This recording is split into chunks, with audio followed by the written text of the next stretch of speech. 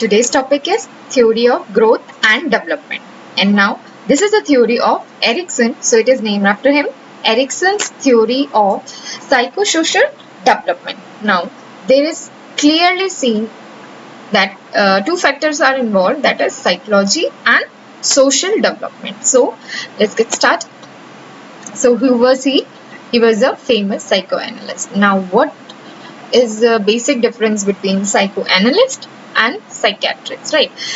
They both deal with the same field of study, but basically जो psychiatrist होते हैं they mainly involved in clinical practices, और जो psychoanalyst होते हैं वो therapy sessions conduct कराते हैं. But there is another difference. जो psychiatrist होते हैं they can prescribe medicine, जो कि psychoanalyst नहीं करते, right? They just conduct a therapy sessions or for their research or further to get immediate results, right? So this was a basic difference. Now let's move on to what it is about psychosocial development. So let's start with this. जैसे कि एक छोटे बच्चे की growth year में development होती है, या हमने पहले भी देखा होगा पहले के वीडियोस में कि जिस तरीके से हर एक बच्चा डिफरेंट स्टेजेस में इनकी डेवलपमेंट हो रही है, तो उसी तरीके से हर एक उसी बच्चे की या हर एक बच्चे की उन डेवलपमेंटल स्टेजेस में अलग अलग डिमांड्स होती हैं. और ये डिमांड्स जो होती हैं ये एक बच्चे की खुद की डिमांड्स होती हैं towards himself and from his surrounding societies, right? अब इन जो डिमांड्स को मेंशन किया गया है उसको इस नाम से कॉन्फ्लिक्ट्स के नाम से मेंशन किया गया है, जिसको हम क्राइसिस भी कह सकते हैं, राइट? बिकॉज ये जो डिमांड्स होती हैं that is sometime being fulfilled and sometime not. So इस सिचुएशन में क्या होता है, एक जो बच्चा है अगर वो डिमांड्स फुलफिल हो जाती है then he will be successfully clearing that stage. अगर वो नहीं कर पाता तो इस तरीके से क्या होता है, उस पर बहुत ज़्यादा एक प्रेशर बन जाता है. तो that's why the Erikson named this as a crisis, right? अब ये जो क्राइसिस है ये बच्चे पे बहुत तरीके से इसकी पर्सनालिटी डेवलपमेंट में इफ़ेक्ट करती हैं. जिस तरीके से अगर पॉजिटिव उसको उन डिमांड्स के रिएक्शंस मिले, अगर उनको पॉजिटिव आउटपुट मिला तो that would be a positive development in his personality. But अगर किसी भी तरीके से नेगेटिव एस्पेक्ट से अगर नेगेटिव इनपुट मिला then he would be like negative development in his personality, right? So these all inputs and how people respond to this demands, these all are basically depend upon their surrounding and surrounded peoples, right? So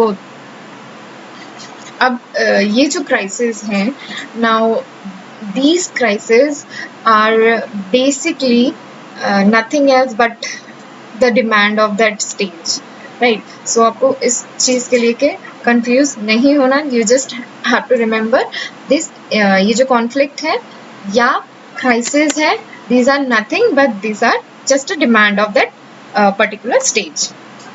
उस stage में जो उसकी demands है वही crisis है.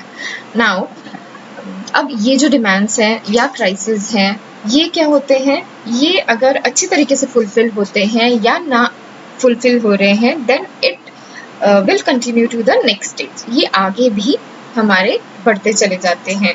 अगर वो negative aspect से बढ़ रहे हैं तो उसका नेगेटिव इम्पैक्ट होगा, और पॉजिटिव एस्पेक्ट्स के साथ बढ़ रहे हैं तो वो पॉजिटिव इम्पैक्ट होगा. नाउ जिसको हम कैरिड ओवर कहते हैं कि जो उसके इफेक्ट है वो हमेशा ही कैरी ओवर होंगे to the next stage, right? So let's see ये डेवलपमेंटल स्टेजेस हैं क्या एंड इनको एरिक्सन ने क्या नाम दिए हैं.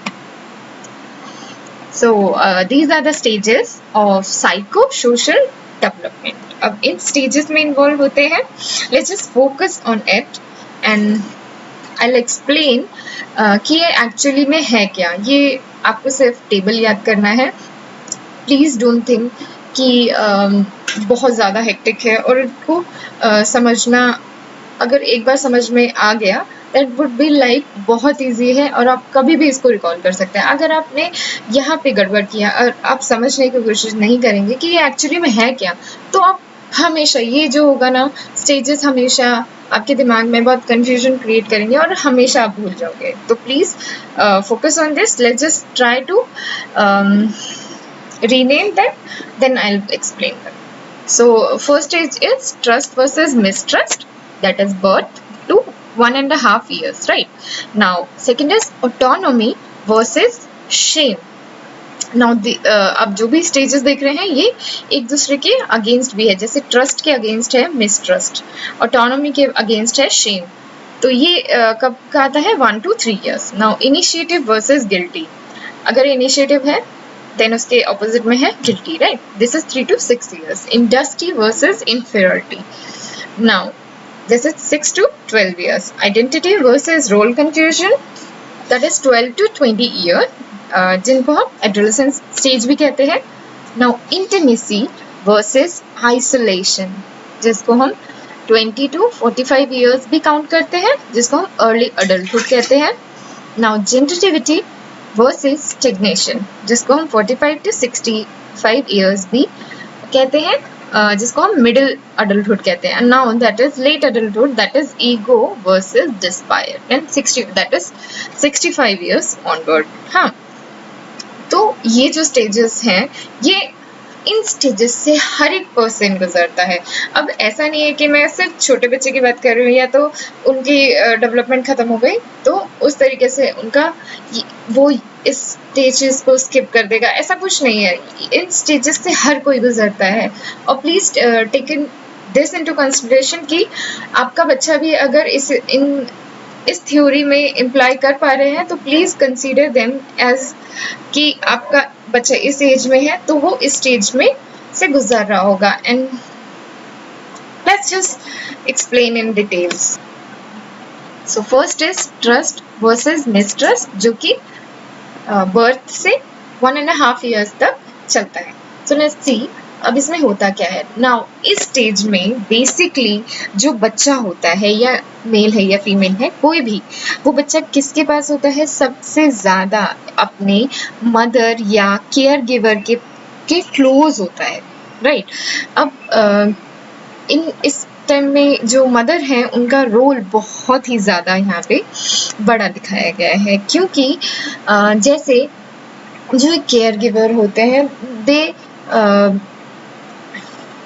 they usually create the sense of protection, security, and ये जो feelings है ये एक बच्चे में मदर के थ्रू ही डेवलप हो पाते हैं, क्योंकि वो पहली बार ये सारी फीलिंग्स अपने मदर के थ्रू ही फील कर रहे होते हैं। या मदर नहीं है तो अगर कोई केयर गिवर है तो वो उनसे ये फीलिंग्स की एक्सपीरियंस करेंगे, राइट? जो कि अल्टीमेटली हमें ये सराउंडिंग से ही मिल रहा है, जिसके हमने साइको सोशल इसका नाम एक्चुअली यहीं से डिराइव होता है, क्योंकि हमें जो बच्चे की एक डिमांड है that is fulfilled by the surrounding, that is fulfilled by the social environment he is और शी इज गेटिंग, राइट? सो एक यही चीज़ है।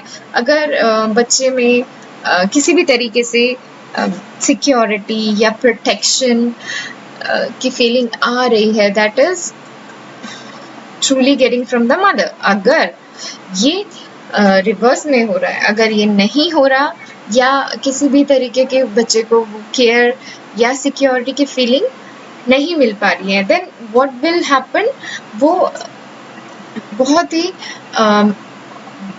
डिस्ट्रस्टफुल फीलिंग को डेवलप करेगा। जिस तरीके से एक ऑपोजिट में अगर उसे ये सारी फीलिंग्स मिल रही हैं फ्रॉम हिज मदर और केयर गिवर, तो they will ultimately develop a sense of a trust in him.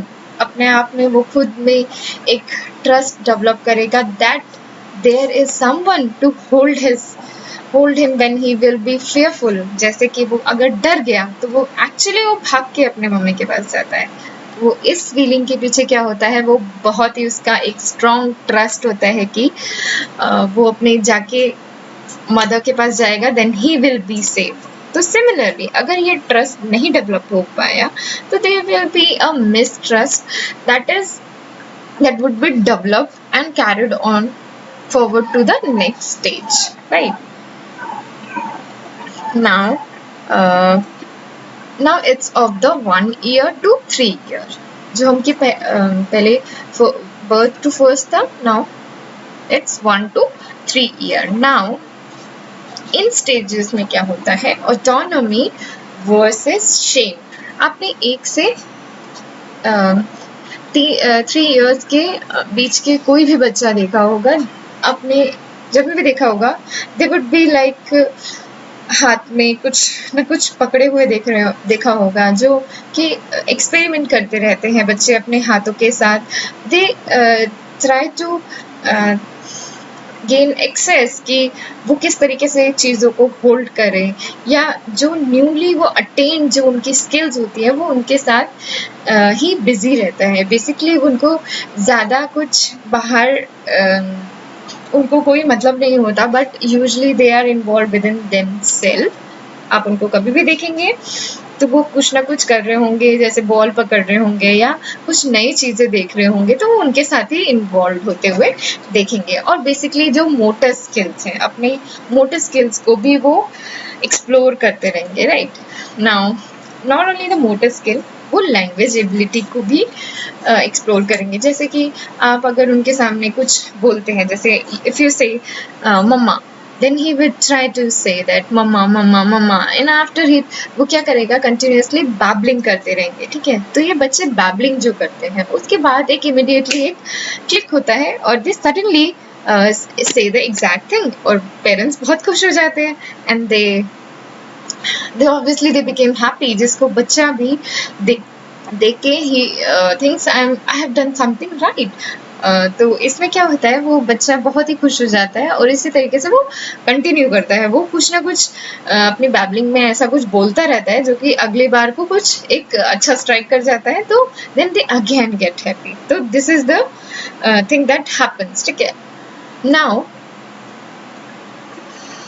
अब इस तरीके से क्या हो रहा है, अब ये जो बच्चा है, he is exploring his own skills and abilities.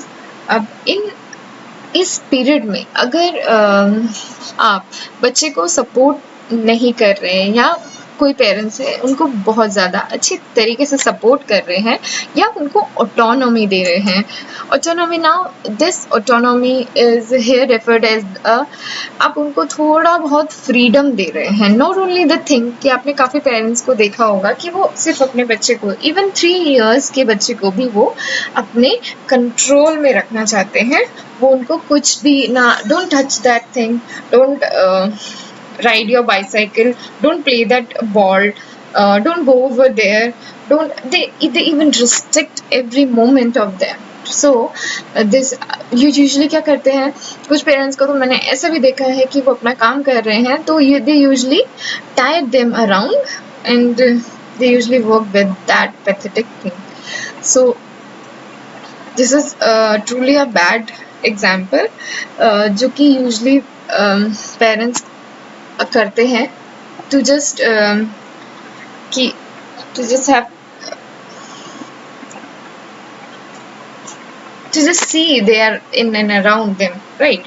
So this is the thing now। so by this process actually parents क्या कर रहे होते हैं, वो अपने बच्चे को ऑटोनॉमी नहीं देते to explore their own abilities, कि वो क्या क्या कर सकते हैं या किस तरीके की अपनी स्किल्स को डेवलप कर सकते हैं, या उनके पास क्या क्या पावर्स है, छोटे छोटे वो क्या क्या कर सकते हैं, वो उन चीज़ को एक्सप्लोर करने की ऑटोनॉमी अगर या फ्रीडम अगर उनको पेरेंट्स से नहीं मिलती, तो what thing happened that they will develop a kind of a shame to do certain things, right?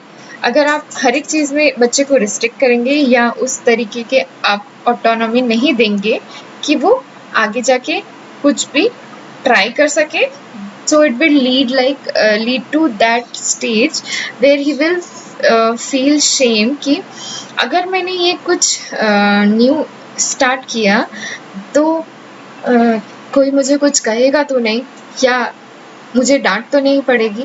बच्चा will always think of these कि he will be always in a certain kind of a stage जिसमें कि उसको हमेशा वो बहुत ज़्यादा सोचेगा किसी भी काम को करने से पहले, राइट. सो ये है ऑटोनॉमी. अगर आप बच्चे को फ्रीडम दे रहे हैं तो वो एक हेल्दी वे में डेवलप होगा. अगर आप रेस्ट्रिक्ट कर रहे हैं then he would develop a certain kind of a shame like feeling in his own to do certain things, right. Now अब जैसे कि मैंने कहा कि प्योरली रिस्ट्रिक्शन की बात की. अब मैं रिस्ट्रिक्शन की बात कर रही हूँ. दैट डजंट मीन कि आपको एक पूरी तरीके से ही अपने बच्चे को फ्री छोड़ना है कि आप जो भी करना चाहते हैं वो आप कर लीजिए. ऐसा बिल्कुल नहीं होना चाहिए. बट सो एरिक्सन ने यहाँ पे बहुत ही अच्छे तरीके से पॉइंट आउट किया है, a healthy sense of a doubt and a shame with a reasonable limits are required. तो अब इस तरीके से आपको बहुत सारे रिस्ट्रिक्शन नहीं देनी, बट अ लिमिटेड रिस्ट्रिक्शंस आपको देनी है कि जिस तरीके से वो गलत चीज़ों में भी इन्वॉल्व ना हो जाए या बहुत कुछ गलत ना कर बैठे जिससे कि अपने आप को ही वो हार्म कर रहा हो. तो आपको ये सर्टेन थिंग्स में आपको रेस्ट्रिक्शन देना है जिससे कि ultimately it won't lead to a harm to his own, right. So आपको ये चीज़ देखना है कि वो बच्चा ज़्यादा गलत डायरेक्शन में ना जाए या बहुत ज़्यादा हमको रेस्ट्रिक्शन नहीं लगाने हैं उन पे, ठीक है. और ना what I mean by a healthy sense of a doubt, that mean कुछ चीज़ें ऐसी होती हैं that people feel embarrassed certainly like they can't talk about these things in publicly, right. So that is particularly talking about this healthy sense of a doubt, not right. They cannot do certain things, like they cannot touch their private parts or they cannot touch others' private part in front of everyone, or right, do it inside, right. So this is the healthy sense of doubt.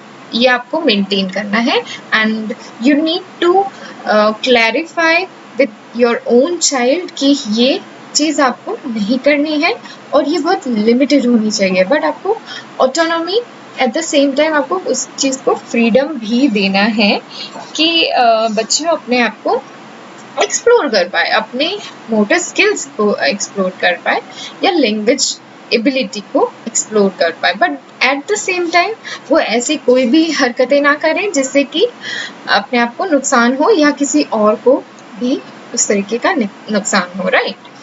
सो अब यहाँ पे इस stage में role of parent क्या है, help them balance between healthy shame autonomy. हाँ, यहाँ पे एक पेरेंट्स का बहुत ही ज़्यादा अच्छा रोल है जिसमें कि और किसी का रोल यहाँ पे ज़्यादा दिख नहीं रहा, जिसमें कि पेरेंट्स को ही बताया जा रहा है कि एक हेल्दी शेम में बच्चे को डिफरेंस पता होना चाहिए. हेल्दी इन्वायरमेंट में किस तरीके से रिएक्ट करें या किस तरीके से अपनी लाइफ को स्पेंड करें, राइट. और ऑटोनॉमी का, अपनी ऑटोनॉमी का बहुत ज़्यादा गलत इस्तेमाल ना करें, राइट. या उनको इनफ ऑटोनॉमी मिले जिससे कि वो अपनी स्किल्स को डेवलप कर पाए. तो यहाँ एक पेरेंट्स का यही रोल है कि इन सब चीज़ों को वो बैलेंस करके चले, right. Now next point is initiative versus guilty, right. अब हमने प्रीवियस स्टेजेस में भी जो देखे थे उनका ये कैरिड फॉरवर्ड है. नाउ अगर आप किसी भी बच्चे को अपने एग्जाम्पल्स में लीजिए या आपने किसी भी छोटे बच्चे को आप देखिए जिनको बहुत ज़्यादा ऑटोनॉमी मिलता है किसी भी चीज़ को करने का, एंड दे चीज़ to be feel is people, right. So वो क्या करते हैं, वो किसी भी न्यू थिंग को करने के लिए they don't hesitate, right. Now जैसे कि इसका ऑपोजिट था पहले के स्टेज में, दैट इज शेम.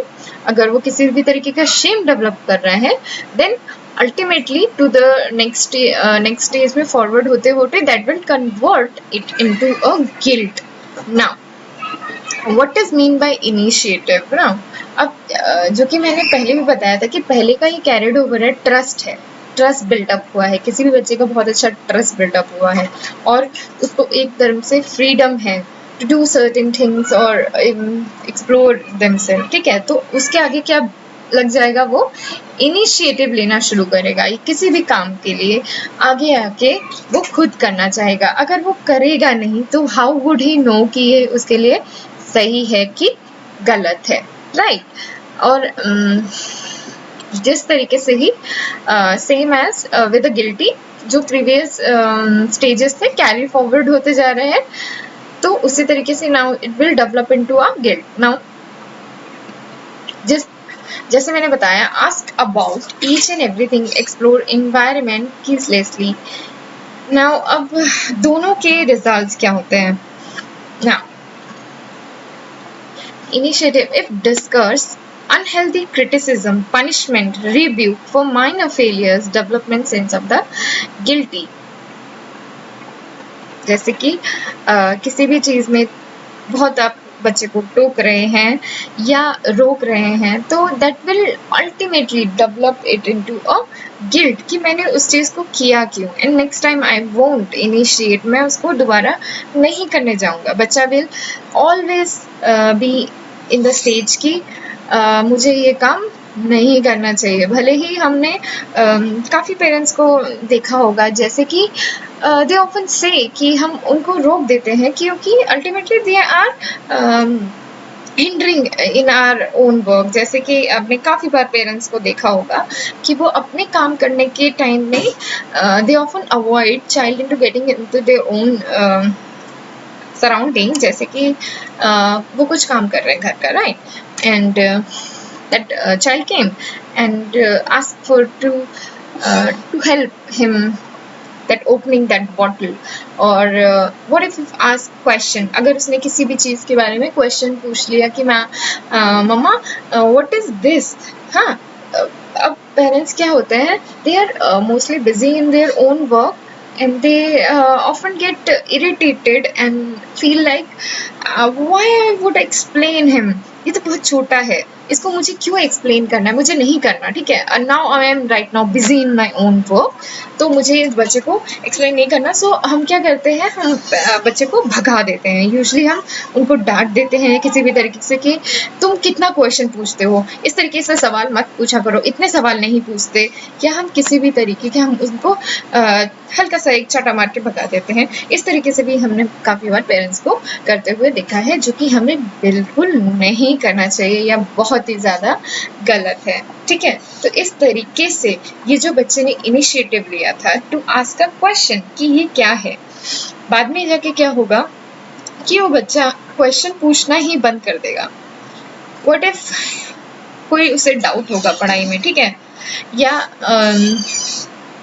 छोटे से आप स्कूल क्लास का एग्जाम्पल ले सकते हैं जिसमें कि बच्चे को अगर कोई सब्जेक्ट में डाउट है, ठीक है, और वहाँ से टीचर बोलती है कि तुम्हें इतना सा नहीं पता कि ये क्या होता है.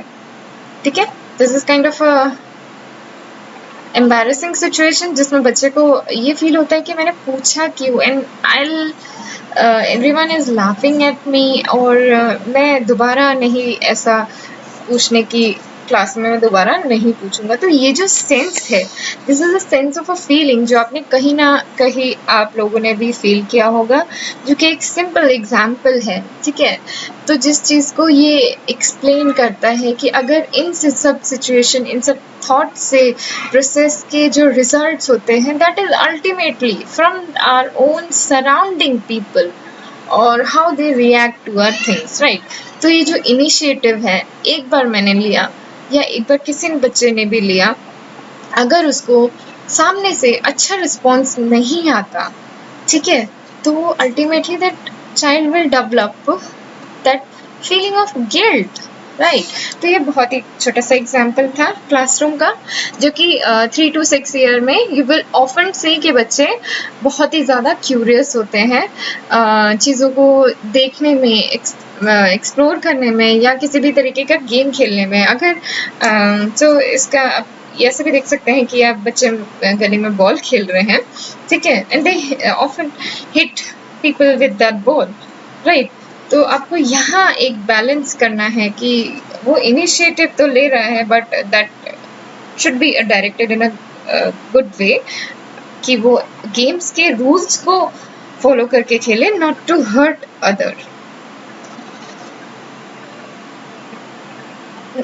अब इस स्टेज में जो पेरेंट का रोल है वो यहाँ पे ये है कि यहाँ पेरेंट्स को एक पहली बार जो हेल्दी वे में रिएक्ट करने का तरीका है, that they should develop, right? So that feeling of that guilt and not taking another initiative, ये सारी feelings बच्चे में ना आए, plus they should encourage them to play games or explore their own abilities, and और इसमें ये भी ध्यान दे कि वो एक अच्छे हैबिट्स डेवलप कर रहे हैं, एंड प्लस विद दिस उनको ये भी ध्यान रखना है कि बच्चे को जो कर रहा है वो सही कर रहा है कि नहीं। ये आपको नहीं देखना, पेरेंट्स को नहीं देखना, but they should mainly make them realise that whether they are doing the right thing to others or not, ठीक है। एक जो सेल्फ इवैल्यूएशन का कंसेप्ट आता है जो 3 to 6 years में आपका काफ़ी बार थोड़ा बहुत डेवलप होना स्टार्ट होता है। तो आपको ये बच्चे को आप नहीं बताओगे कि आप सही कर रहे हो या गलत कर रहे हो, but you have to make them realise कि आप जो बच्चे ने किया है उसको रियलाइज होना चाहिए कि क्या वो सही कर रहा है या गलत कर रहा है। यूजली जैसे मैं एक एग्जांपल देती हूँ, जैसे एक बच्चा है, usually he comes to the others neighbourhood houses, और वो क्या करता है, उसको जो भी सामने मिलता है वो उठा के लेके अपने घर चला जाता है, ठीक है। Now at the same time अब क्या करता है, अगर वो पेरेंट्स उस बच्चे को ऐसा करते हुए देखते हैं तो यूजली कंप्लेंट्स होती हैं, और अगर वो इस तरीके से कंप्लेंट्स को ध्यान नहीं देते तब क्या होता है, वो चाइल्ड बिगड़ जाता है, ठीक है। एट द सेम टाइम अगर उन कंप्लेंट्स पे वो ध्यान दे और दे ऑफन, अगर उस बच्चे को खड़ा करके पूछा जाए कि आपने ये जो किया है या दूसरों के घरों के सामान उठा के ला रहे हो, ठीक है, तो आप ये क्या सही कर रहे हो, या मतलब उस तरीके से आप पूछना चाहिए कि अगर आपको आपकी चीज़ें कोई लेके चले जाए तो आपको अच्छा लगेगा। तो इस तरीके के क्वेश्चंस ये क्या करेंगे, बच्चे में सेल्फ इवैल्यूएशन की डेवलप करेंगे, जिससे कि वो खुद अपने एक्ट्स पे ध्यान देगा कि मैं ये जो कर रहा हूँ क्या मैं सही कर रहा हूँ, या आपके साथ अगर किसी ने ऐसा किया तो आपको कैसा लगेगा। जैसे हैबिट ऑफ बाइटिंग, ठीक है। सिमिलरली जो इस तरीके से होता है कि बच्चा काटना शुरू कर देता है, देन दे फील गुड कि मैंने उसने मेरे साथ मुझे इंस्टेंट ग्रेटिफिकेशन नहीं मिला तो मैंने उसको काट दिया, ठीक है। तो सेम सिचुएशन में क्या होता है, अगर आप सिमिलरली वे में आप उसको थोड़ा सा हर्ट करके बताएं कि उसका पेन कैसा होता है। मैं इसको ऐसा नहीं कह रही कि आप इंटेंसली उसका हाथ पूरी तरीके से काट दें, नहीं, बट ही शुड रियलाइज कि आपको दूसरों को पेन नहीं देना चाहिए, क्योंकि अगर आपको वो खुद आपके सिचुएशन में आ रहा है तो आपको भी उस तरीके से पेन होगा। तो जो बच्चा अपना एक्ट कर रहा है, they should know what they are doing to others, तो same way they will evaluate their own self, right.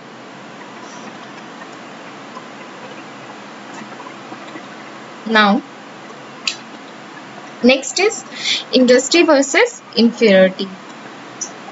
Now, ये जो पीरियड है 6 to 12 years, ठीक है, तो ये जो पीरियड है यहाँ पे ये स्कूल का बेसिकली बहुत ज़्यादा यहाँ पे रोल देखा जाता है।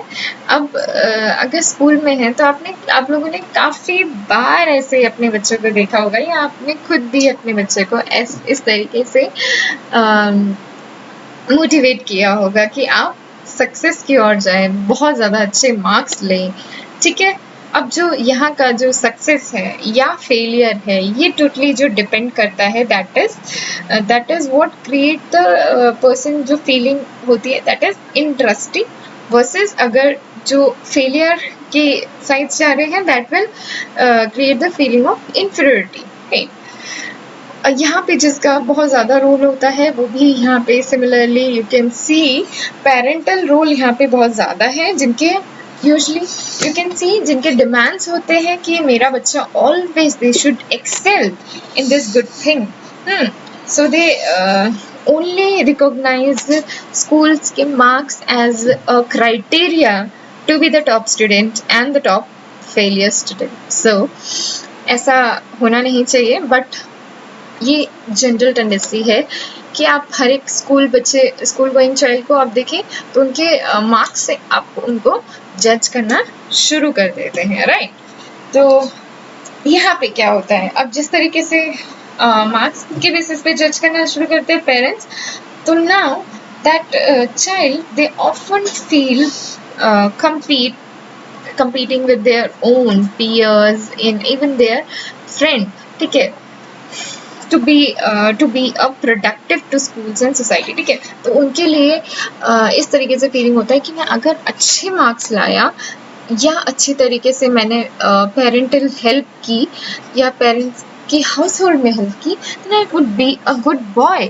हाँ, तो यहाँ पे ये चीज़ बहुत ज़्यादा होती है कि अगर आपने कई बार ऐसा देखा होगा कि बच्चा अगर अच्छा स्कोर नहीं कर रहा, then he will looked upon inferior, कि ये बच्चा अच्छे स्कोर नहीं करता तो ये अच्छा लड़का नहीं है, या ये अपने हाउस होल्ड में हेल्प नहीं करता तो ये अच्छा नहीं है। बट यूजली क्या होता है, आपको देखा होगा जो बच्चे होते हैं वो कई बार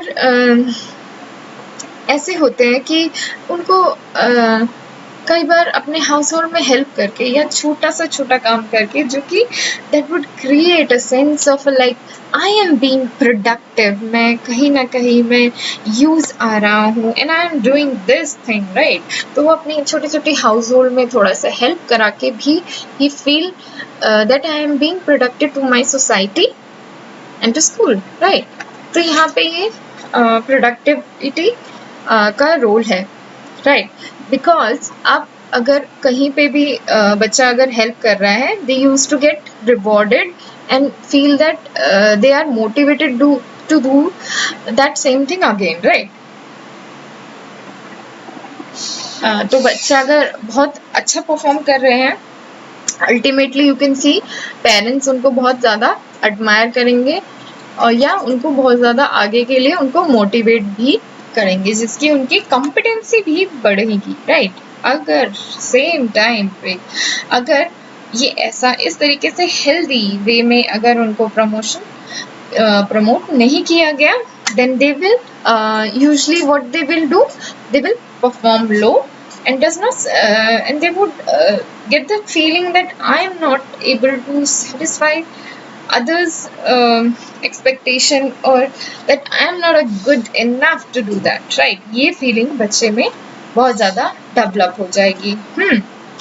now अब क्योंकि ये भी आपके प्रीवियस स्टेजेस से भी लिंक्ड अप है, तो उस तरीके के अगर गिल्ट में चलता जा रहा है बच्चा और उससे पहले भी जितने भी स्टेजेस से अगर वो नेगेटिव एस्पेक्ट्स में चलता जा रहा है, तो then he will develop inferiority complex in his own, right। या बच्चा बहुत ज़्यादा पहले से ही बहुत अच्छा है, उसको बहुत अच्छे से ट्रस्ट डेवलप हुआ है या बहुत इनिशिएटिव लेता है या बहुत हेल्दी इन्वायरमेंट में काम कर रहा है, और he even found his own productivity by helping others, yeah, doing little things to others, that will create the feeling of the sense of industry that I am productive to someone, right। ये feeling उसमें आना बहुत ज़्यादा ज़रूरी है। अगर नहीं आया या पहले के स्टेजेस में कुछ भी गड़बड़ है, then he will surely develop this feeling of inferiority, right। सो यहाँ पे बेसिकली इस स्टेजेस में पेरेंट्स का रोल यही होता है कि एक बच्चे की तरफ जो है उनकी तरफ not only to the parents but this time ये टीचर का भी रोल बनता है कि आप अच्छी तरीके से आप उनको एक पॉजिटिव एटीट्यूड से उनको ट्रीट करें, या अगर किसी भी वो लो स्कोर कर रहा है तो don't look them as a inferior or don't compare with others, right? And they consider, and please do consider them that they are capable of doing a certain thing in future that won't be a topper would be doing, right? So let's don't judge from their roots, right? They only need to maintain a positive attitude, सिर्फ इसकी ज़रूरत है, and treat them well. Now next stage is identity versus role confusion. Now towards 12 to 30 ये थोड़ा सा gap ज़्यादा है, जैसे कि 12 साल से लेके 30 साल तक को कवर कर रहा है, जिसमें कि बाद 12 साल के बाद प्यूबर्टी के स्टेज में आ जाते हैं, जिसमें कि बॉडीली चेंजेस एक्सपीरियंस कर रहे होते हैं, जैसे कि they started growing hairs and being in the cycle of the menstruation, and with a male child they often started growing their little patches of hair in their just beard. This is the little things, and mainly the other things like उनके hormones में काफ़ी changes आने start होते हैं, bodily structures build up होने शुरू हो जाते हैं, बहुत ज़्यादा कॉन्शियस फील करते हैं इस टाइम बच्चे, बहुत ज़्यादा ही अपने आइडेंटिटी को लेके बहुत ज़्यादा एक्सप्लोर करने की सिचुएशन में आते हैं, जहाँ बच्चे दे स्टार्टेड एक्सप्लोरिंग देमसेल्फ कि what I am supposed to do with these and what is my role in my society, ठीक है? तो ये questions जो होते हैं, ये सारे questions ये हर एक बच्चे के इस स्टेज में आते ही हैं, राइट? तो आपको ये जनरली यहाँ पे ऐसा नहीं है कि सडनली क्वेश्चंस आ रहे हैं, but they have to deal with them. तो काफ़ी चीज़ें क्वेश्चंस आते हैं, but mostly this questions are deal with their parents, कि उनके पेरेंट्स उनको पहले से ही ब्रीफिंग करते चलते हैं, not only in this stage but काफ़ी पहले से ही उनको ये रोल उनको ये क्या उनका सोसाइटी में रोल है, now how they have to react and what they have to wear or what they have to do, this kind of a certain things are being explained from the previous years, जो कि अब जाके थोड़ा बहुत ज़्यादा ही intense हो जाता है, right? How to behave, these are all taken into consideration now, which is more focused in this stage. Now अब जैसे किसी भी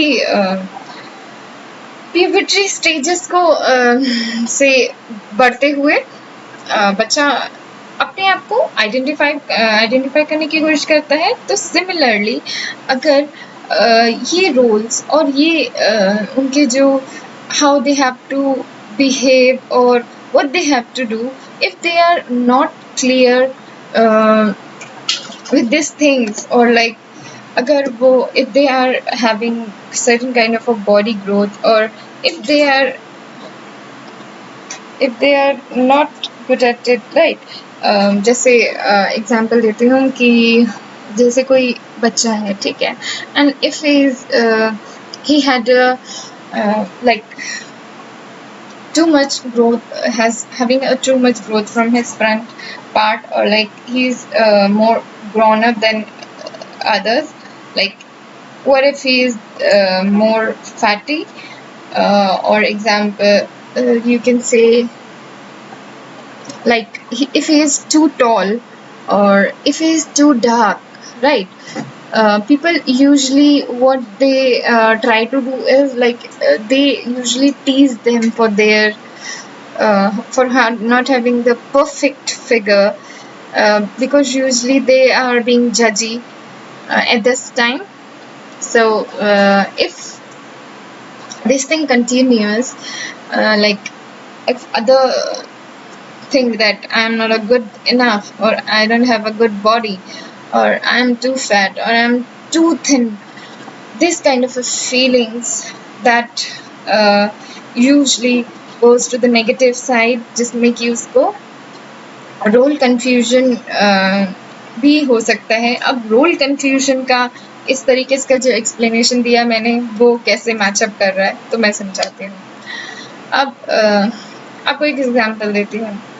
अब किसी भी तरीके से वो अगर एक बच्चा है जिस तरीके से कि he identify himself as a not that good looking or just having a clown face, people tease them for having a clown face, he ultimately accept that thing कि okay मैं clown face हूँ, so let's just create that environment and I'll be the clown and I'll make other tease and I'll make them other laugh at me while doing certain things, or if they consider कि हाँ I am the bad looking person and he act as a villain, like if he do ये एक example हुआ, and let's take the another example. If he consider like if he is not that good looking, right?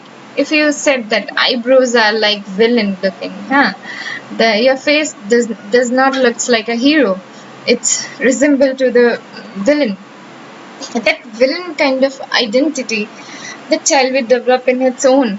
हाँ, तो वो child क्या करेगा? He will usually act as a bad boy, or he won't resemblance, or he won't explore himself कि वो if he is that a good person or not, but he will be under a confusing state that I am not this kind of person. Now how my others take me, I will be in that certain kind of criteria, I will be in that, I will stick to them, right? तो इस तरीके से that is a role confusion एक create हो जाता है, ठीक है. तो अगर ये एक लास्ट स्टेज का कैरिड फॉरवर्ड है जिसमें कि मैंने आपको बताया था इंडस्ट्री वर्सेस इंफीरियरिटी, तो अगर इंफीरियरिटी डेवलपमेंट हो रहा है उस तरीके से ही वो आगे कंफ्यूज पर्सनालिटी भी आपको साउंड करेगा, ठीक है. तो अगर आपके प्रीवियस स्टेज में कुछ गड़बड़ है तो वो आगे के स्टेज में भी उसी तरीके से फॉरवर्ड हो रहा है. नाउ इस तरीके से अगर ये काफ़ी 12 to 30 इयर्स में ये काफ़ी एक बहुत ही डेंजरस स्टेज में डेवलप हो रहा है. अगर ये इस स्टेजेस के इश्यूज अगर इसी स्टेज में नहीं रिजॉल्व किए जा रहे हैं तो यू कैन सी कि ये किस तरीके का एक कंफ्यूजन और किस तरीके का कॉम्प्लिकेशन डेवलप कर रहा है बच्चे की पर्सनालिटी में, ठीक है. To have a healthy personality हमें उस प्रॉब्लम को उसी स्टेज में हमें सॉल्व करना आना चाहिए.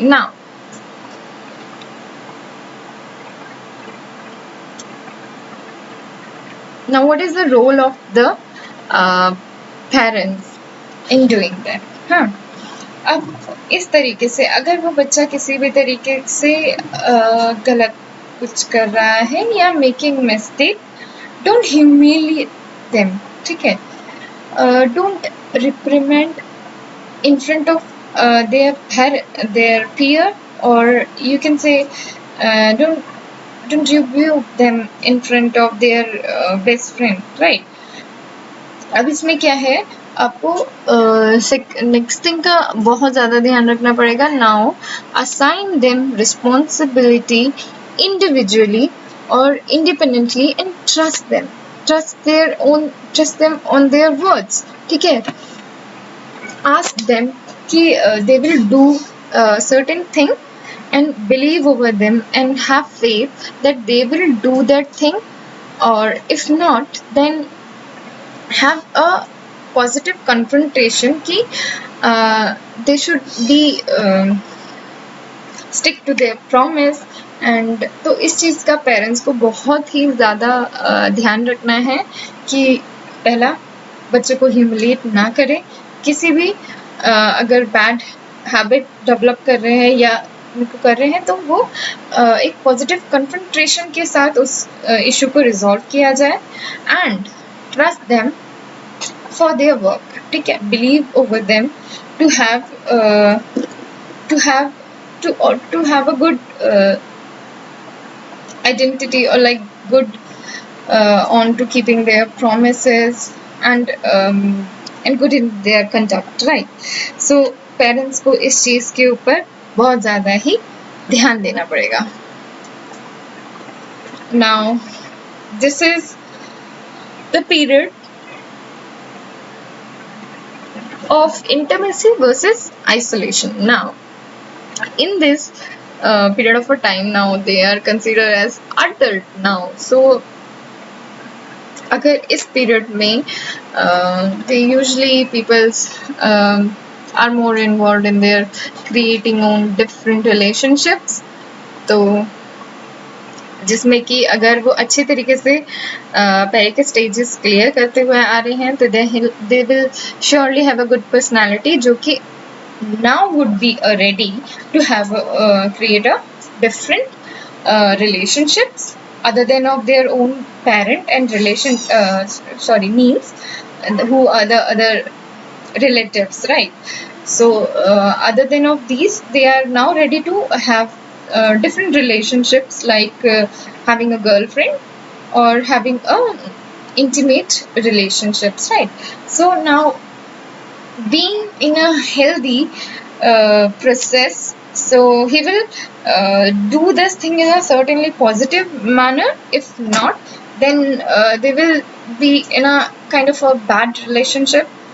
This is the other side of a thing, right? So first when at this stage, now issue is of or you can say the crisis जो actually problem था. So here is a crisis is that of creating a intimate relationship with a that perfect partner, ठीक है.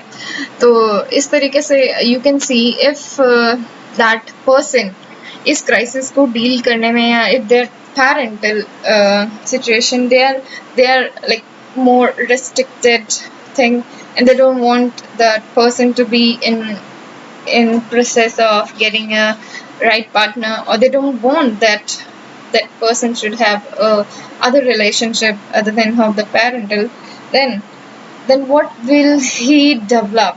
He will develop the feeling of isolation. He will ultimately develop the feeling of failure to develop. So what he will do, he will certainly be started to be aloofing, and he will certainly avoid being into the social circumstances, right? So ये एक thing है जो main crisis यहाँ पे इसी चीज़ के लिए आ रही है कि अगर वो एक हेल्दी रिलेशनशिप डेवलप करने में किसी भी तरीके से फेलियर या if he fails over that, then he will certainly develop the feeling of isolation, जिसको हम अकेलापन भी बोल सकते हैं, right? Now अब इस तरीके से क्या हो रहा है, इस बेसिकली ये जो स्टेज है यहाँ पे there is a little thing of complexity. You need to understand that there is a difference between the isolation and a certain degree of freedom to that individual to develop his own personality, right? So you cannot just the parent cannot be just stick together for all long day. He need a space and he need to explore his own friendship relations and other relations like being into the romantic things. So इस stage में the role of a parent would be to give a certain distance to apart from their own relationships, like they need to be give a little more freedom to that child to explore the other relationships like being into normal friends or a romantic relationship. इस चीज़ में बच्चे को थोड़ी सी freedom देना बहुत ज़्यादा ज़रूरी है, but there should be a balance कि वो किसी भी तरीके से आइसोलेशन में ना चला जाए, या if they are not being into that feeling like they are not good enough to have any kind of a beautiful relationship with others, right? और इस तरीके की फीलिंग अगर डेवलप होती है तो ये पेरेंटल रिलेशनशिप्स के लिए भी बहुत ज़्यादा ही खतरनाक साबित होती हैं, क्योंकि they started to getting apart from their own parents as well. तो जिस तरीके से वो रिग्रेटिंग थिंग्स भी आ जाती हैं कि वो अपने पेरेंट्स को ब्लेम करने लगते हैं कि मेरे इतना रिस्ट्रिक्शंस है to create to have other relationships, and because usually would see that in our Indian society, family often being at that stage of early 20s, 21, 24, 25, they are even have that taboo of being having a boyfriend or having a girlfriend or having a romantic relationship with other. They are not agreed about this thing that the child should have a good relationship with others, that because that is the only base for them to have to create to have a created a perfect mindset, or to have a balanced mental state that will help him develop his own personality, right? ये चीज़ parents को बहुत ही ध्यान देना चाहिए कि एक positive way में ही चल रहा है, या they need to accept कि ये this is a part of life and they need to be balanced, right? Now the next is generativity versus stagnation. Now this comes from the 45 to 65. Now what in the state you are basically इस stages में आप लोगों को देखेंगे they are in certainly in a job situation or are having their own business, or you can say they are retired persons, right? Now इस stage का जो demand है that is how far you are able to be productive to other people, right? अगर इस तरीके का अगर आपने पहले के हर एक स्टेजेस को क्लियर किया है, या उनके हर एक जो डिमांड्स है उसके पॉजिटिव वे में डील किया है, और and now getting a positive response, now you will be seeing that जो यंगर पीपल है they are often encouraged, they are motivated by you, seeing you around. जो एक 45-65 से हैं, they will consider them as a role model, or having a healthy career, having a good healthy life, being successful in their own relationships. और जैसे कि मैंने आपको पहले भी स्टेज में यही कहा था कि अगर वो एक्सप्लोर नहीं करेगा या किसी तरीके से भी एक अनहेल्दी रिलेशनशिप में या हेल्दी रिलेशनशिप में डिस्टिंग्विश नहीं कर पाएगा, जो कि पेरेंटल रिस्ट्रिक्शन की वजह से चलते आ रहे थे, या किसी भी तरीके से वो एक हेल्दी रिलेशनशिप और को स्ट्राइक करने में फेलियर रहेगा, then he would be developing a negative aspect, plus at the same time जो यंगर पर्सन होंगे उन पे भी उनका रिलेशन इम्पैक्ट करेगा। ये मैं एग्जांपल देती हूँ, जैसे कि हम we often judge people कि उनका मैरिज जो था that is not successful, ठीक है? तो हम अपने जो फ्यूचर के लिए जितने भी एग्जाम्पल्स होते हैं, हम या कंफ्यूजन होते हैं अपने रिलेशनशिप्स में या शादी के लिए होते हैं, we often refuse to ask them because we think कि उनका खुद का सक्सेसफुल नहीं हुआ तो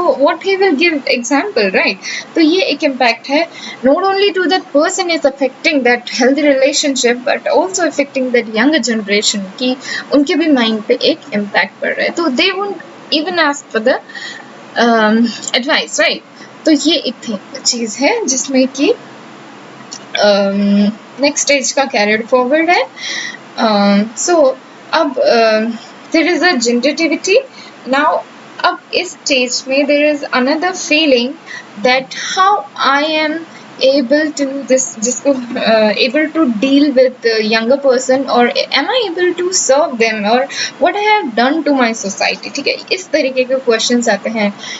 जैसे कि क्या मैंने बहुत कुछ अच्छा अपनी सोसाइटी को दिया है. मैं अपने यंगर जनरेशन को मोटिवेट कर रहा हूँ. मैं अपने यंगर जनरेशन्स को एक डायरेक्शन दे रहा हूँ जिस डायरेक्शन में they will be get security in future security, like they would be a successful person if guided by me. ठीक है, तो ये एक sense है that they will ultimately develop a sense of generativity, that I am productive to my society, right? If not, they will be like stagnation. There would be a stagnation in their life, like usually इस time पे हम क्या करते हैं, हम पीछे की बातें सोचते हैं कि हमने आखिरकार इतने साल जो हमने स्पेंड किया है, what I have done to that. हाँ, if not, I didn't help anyone, I didn't motivated any younger person, I didn't create a productive lifestyle for the other person, I'm not able to do anything. So these kind of questions, or these kind of feelings that will only bring stagnation in that person's mind, and that ultimately lead to self-indulgence. Like he won't be able to indulge with others on various topics. He won't like to, or he won't get that feeling to involve with others, right? And he would be like in problem of invalidism, like I did something wrong that in my past, or the other thing that created me for having the problems. So that is why I am invalid, or that feeling of I'm not a valid, or that I did something invalid in my life, right? That is not valid, or that is not right thing I have done to myself. So this is the only thing that would be like, oh yes, I was wrong, and so that's my life is nothing. So these feelings are known as stagnation, right? So now आपने कई बार एक example मैं आपको देखती हूँ, जैसे if you can सी, जो एक फलता फूलता पेड़ है, they will often be including everyone, and वो थोड़ा झुका हुआ होगा, इसका हम हिंदी में यही कहते हैं. तो इसी तरीके से सिमिलरली एक इंडिविजुअल के ऊपर भी होता है. अगर वो बहुत ही ज़्यादा एक्सपीरियंस्ड है, या he had a good life previously, ठीक है, तो वो, या उसके पास बहुत सारे ऐसे एक्सपीरियंसेस हैं जो कि वो यंगर जनरेशन को देना चाहता है. तो इस तरीके से क्या होता है, वो अपने हाथ चारों ओर फैलाता है, और वो सबको ही अपने एक्सपीरियंसेस को शेयर करता है. ठीक है, he won't be now he serve that society as being a selfless person, right? Similarly way में अगर stagnation वाली feeling अगर person के अंदर आ गई है, then he would be like egoistic and being selfish for not, right? So there is a to like opposite situation for them, ठीक है. तो that is जो egoistic and selfish situation है, that will surely bring that stagnation part in a person. Now, that last stage is that ego versus despair. Now, integration of all previous crises, right? Successful, if that person is successfully doing or solving, he was successful in solving all the other part of the stages or crisis, that will healthily or the positively bring out that yes, I have done something in my life and I am really now successful. Like this kind of a feeling the person will generate. And now जो उसको एक fulfillment और एक containment दिल में एक बहुत ही शांति रहेगी, या बहुत इस तरीके से आप कह सकते हैं कि उसके जो इस तरीके की फीलिंग्स अंदर होंगे कि yes, now I am complete, right. To this opposite to this, अगर इस तरीके की सिचुएशन या किसी भी स्टेज में कोई भी सिचुएशंस इनकम्प्लीट रह गई, and that is carry forward with the other stages and coming on to the वो डिसॉल्व नहीं होते आ रहे हैं, and you have reach 65 years, and now that person would be like, yes, I have doomed my life, yes, and I am not good for anything, and what I have done, like despair, the feeling of like, अगर ऐसा नहीं होता तो कुछ और होता, अगर मैं ऐसा करता तो कुछ और होता, या मैं वो कर लेता सक्सेसफुल तो कुछ और होता, ये जो फीलिंग है, that is called despairing thing, that like अगर ये चीज़ ऐसी होती तो अच्छा होता, जो और एक डिससैटिस्फैक्शन अपने अंदर रह जाता है। तो इस स्टेज में है जो 65 इयर्स में भी, अगर कोई आप ओल्ड एज पेरेंट्स को भी आप देखते हैं जो कि इस तरीके से बातें कर रहे हैं कि they have not done anything, like they are not good at all, और डिस satisfied और miserable feelings अगर उनके लाइफ में है, तो you will be feeling like they are they have the certainly had the bad experience in their own past, but actually this is the crisis that being unresolved, so you should get it resolved, or so let's just focus on the last line. Despair is not end. One should not stretch this to the disaffection, to hate oneself or sink into utter depression, right? तो अगर किसी चीज में डिस्पायर, अगर मैंने कहा कि अगर if you are not able to done, और सर्टेनली कुछ नहीं भी हो पाए, it's okay, it's purely okay, but don't stretch it, right? You don't need to, if you have not able to be a Mahatma Gandhi, don't worry, it's okay, it's the human thing. Not everyone is Abdul Kalam, or not everyone is PM, right? Not everyone is crorepati.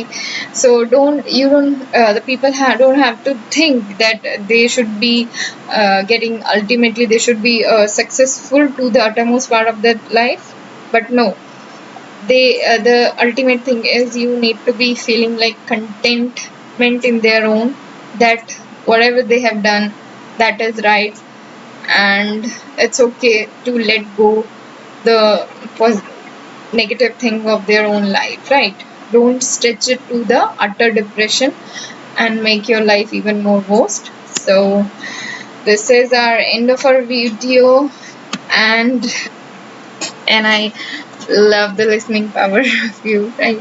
So thank you so much.